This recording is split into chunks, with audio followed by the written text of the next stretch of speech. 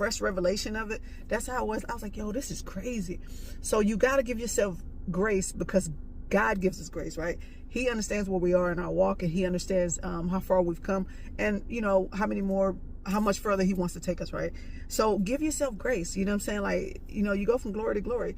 You know, God's going to give you fresh revelation as you go throughout your walk. And the closer and closer you get to him, he'll begin to reveal certain things to you in his time when you're ready to receive it.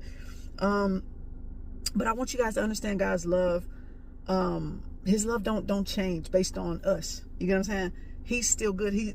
And I want us to get out of the habit of, like, just, there's one thing to honor and reverence him, but there's another thing to have an unhealthy fear.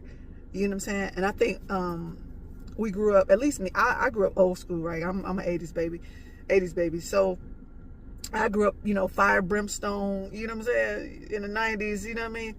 Good teaching, right? But as a kid, you'd be like, oh no, like, what is this that they're talking about? Like, you know what I mean? So it just kind of spooks you out, which is good, you know, but it's like, you know, you gotta grow into that spiritual maturity where you understand his love more so than his wrath. So I want to read something to you guys.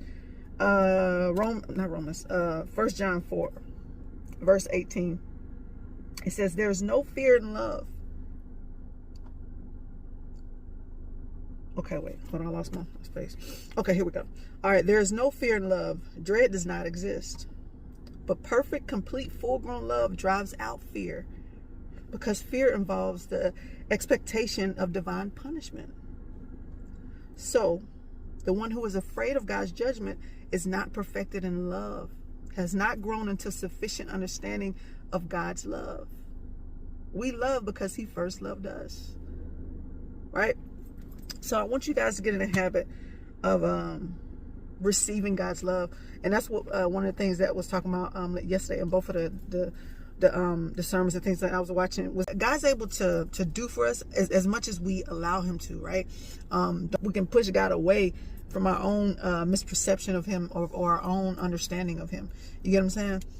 So we got to change the way that we view him. He loves us unconditionally, and he wants to pour out that love. He has resources and things he wants to give us. He has insight. He wants to give us fresh revelation. He wants to give us, but we got to be able to receive those things. And the enemy wants nothing more than for us to change our perception of ourselves and of God, to stop us from, to try to stop us from receiving those things of God.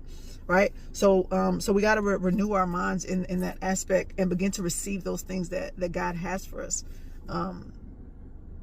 And his love, accept his love, his unconditional love, and